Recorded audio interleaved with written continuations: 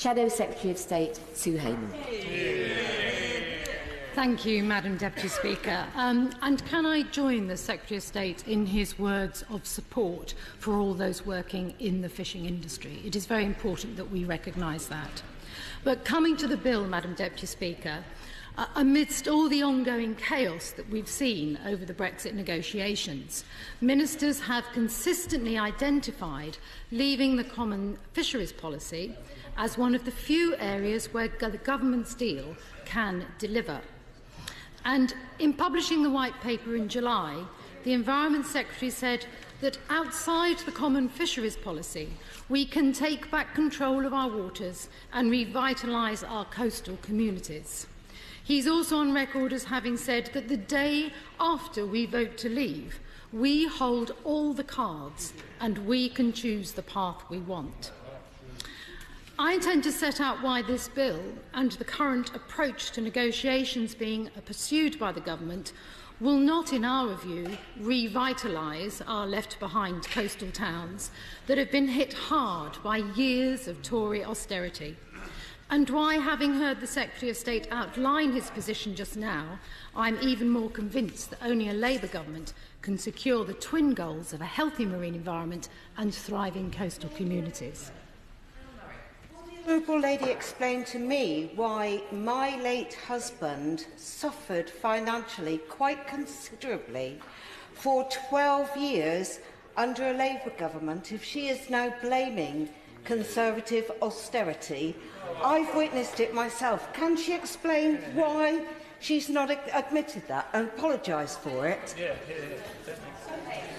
Can I say that we know that coastal communities have suffered from austerity? I'll be talking about that further. However, I don't think it's appropriate to talk about individual cases as her own. But having said what I've just said, Madam Deputy Speaker, we do not oppose the bill at this stage. It's turned out to be a mostly enabling bill for making future decisions.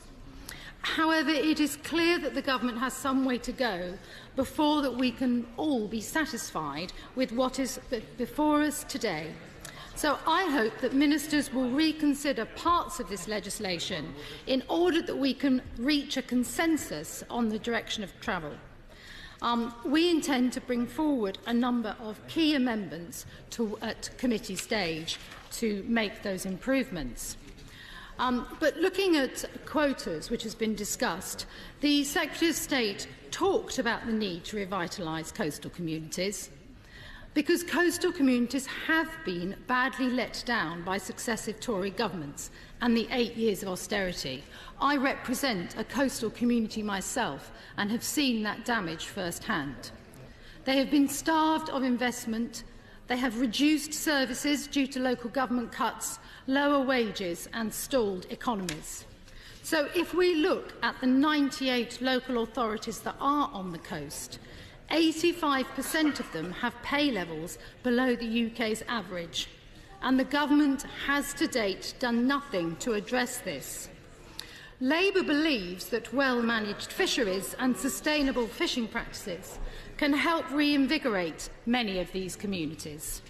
This is a unique opportunity, as we have heard from the Secretary of State, to transform the way that we manage our fisheries, to improve lives by driving economic prosperity, tourism and environmental benefits to our beautiful and unique British coastal areas. However, if we look at the current distribution of quotas, it's clear that the system is not working in a fair or equitable way. According to research by Greenpeace, over a quarter of the UK's fishing quota is owned or controlled by just 5 families on the Sunday Times rich list.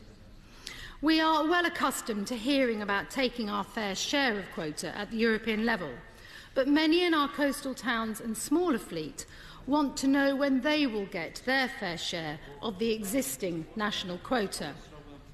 The Secretary of State has talked about the unfairness in quotas, but in terms of the bill in front of us today, the clear lack of proposals to redistribute existing and future quota can only be seen as an endorsement of the current unfair system. Labour will bring in amendments to improve this.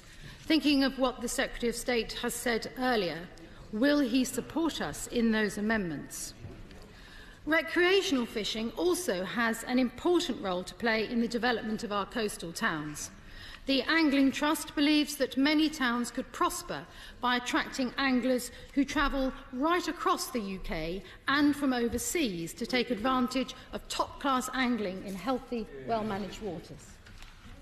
Very grateful to the Honourable Lady for giving away what she said about quotas and who holds quotas. I've actually written to the chair of the EFRA committee for an inquiry into who holds quotas, where they got the quota from and where quota might be better distributed, and including the idea of community quotas and geographical share of quotas. Would she perhaps be supportive of such an idea? Well, what we're looking at is for the government to address the historic imbalance and inequality in the fishing industry that these quotas show. And the companies that we've looked at, we believe, have benefited from a system that has led to long-term consolidation of quota into the hands of a very few operators. So we're very keen to look at ways in which that can be changed. Thank you, my honourable friend. Yes. I wonder if I can take my honourable friend back to the point that she was making about the impact of austerity on coastal communities. Would she not accept that, given the success of cooperatives, there might be an opportunity through this bill to promote the cooperative sector in the fishing industry a little bit more?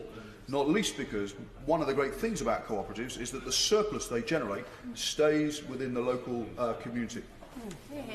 Yes, my honourable friend makes a very important point, and I think that, we would certainly support increasing cooperatives. I understand there is an opportunity to, in fact, double cooperatives if we go about it in the right way. So I think it's an incredibly important point. Yes, I could. Grateful to the Honourable Lady for giving way.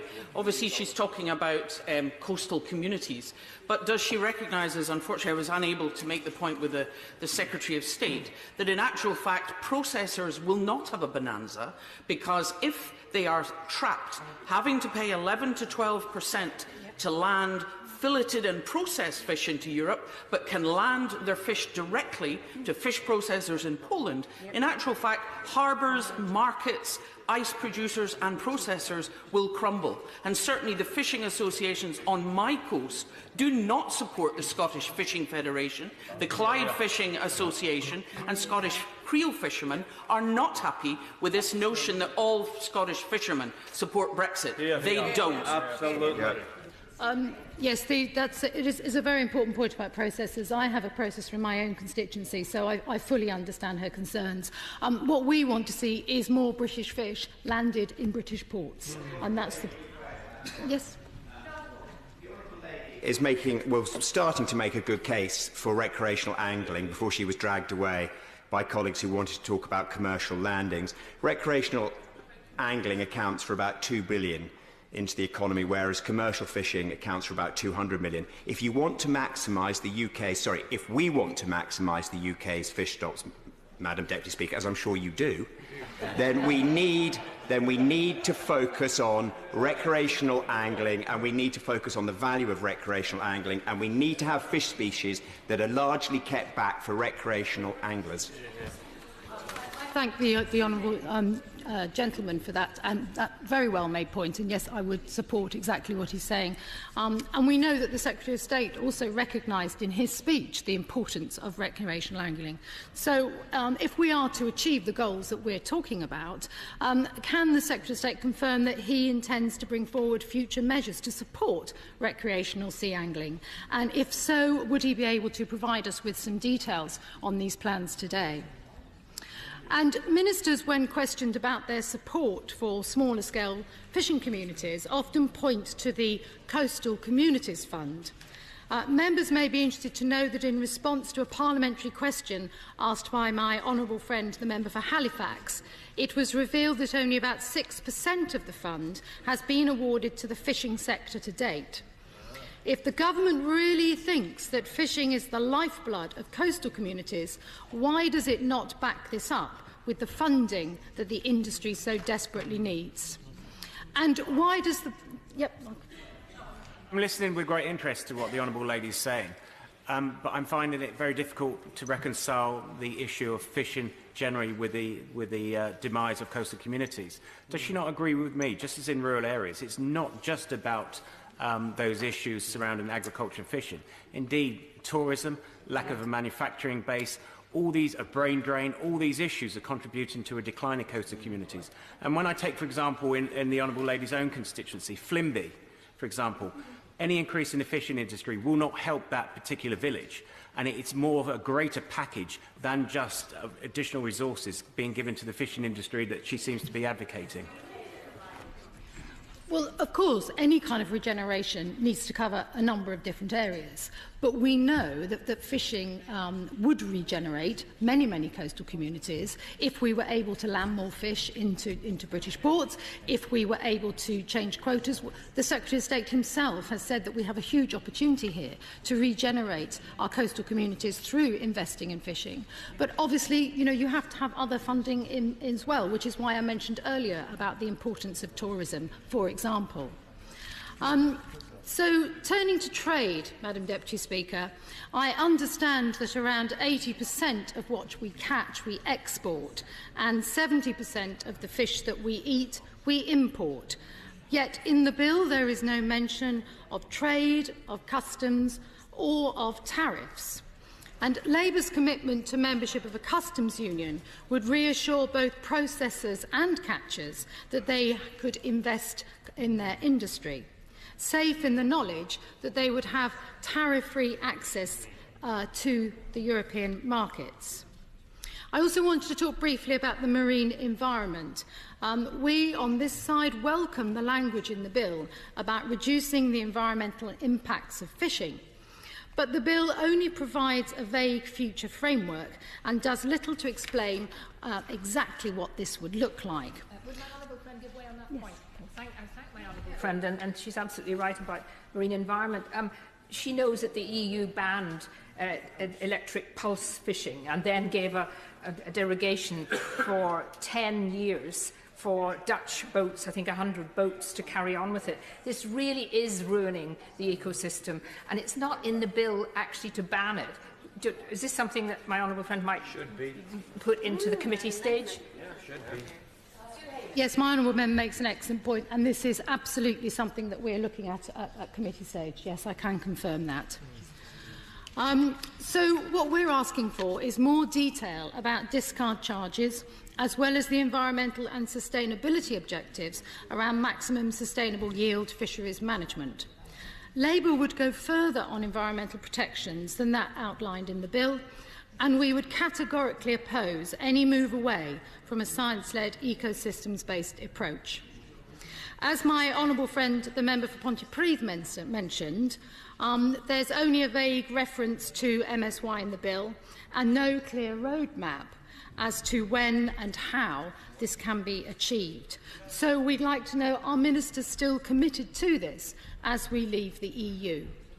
Because we believe that stocks should at least meet this standard by 2020, and we will seek to bring it into the bill if the government does not do so.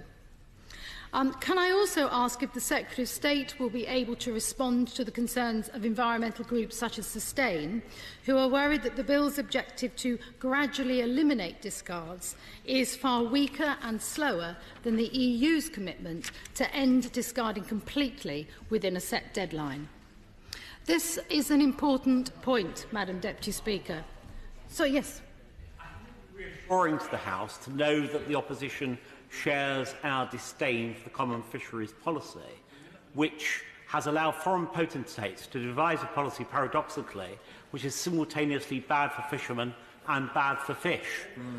The Secretary of State set out his view about how we can improve on that. Presumably Labour would want to join us in condemning it. Yeah, I think one of the things I'm trying to make clear as well is that we are not opposing this bill, and we really do want to work with government to improve it and make it better, both for the fishing industry and for coastal communities. Importantly, we have been told that environmental standards are not going to be weakened after Brexit. One of the things we are concerned about, though, with the bill is that it could allow the UK to fall behind where we would be as a member of the EU. So we want to ensure that that's tightened up and clear. And on the international level, we would boost support for an ambitious new UN treaty for the high seas. The government must stand up for our sea life by leading efforts for large-scale international protection, a goal which has been limited to date by the ineffectiveness of the existing regulatory framework. British diplomacy is vital to fill this gap, and I hope that ministers are taking this very seriously. In conclusion, Madam Deputy Speaker, it is right that as we leave the EU, we put in place the framework to ensure that any deal on fishing can be implemented. But, as I said, we have concerns that the bill falls short in a number of areas. There is no strategy to redistribute our existing quota so that the small-scale, often family-owned boats can get a fairer slice of the pie. There is no provision for dealing with future trade uncertainty, nor any mention of customs or border arrangements. And despite the Secretary of State's assurances, the bill doesn't set out the full details as to how we will manage our seas more responsibly. Because without sustainable management of our oceans, there will be no fish and no fishing industry. So it is disappointing there's no commitment to getting stocks to maximum sustainable yield by 2020. What we are discussing here is fundamental to the future of British fishing, and it is crucial that we get the bill right. That is why, given the concerns I've outlined, that I hope the Secretary of State will take on board our real concerns. He mentioned earlier the opportunity that we have ahead of us to refine and improve the bill, and I would ask that he works constructively with this side of the House to make these improvements. Thank you.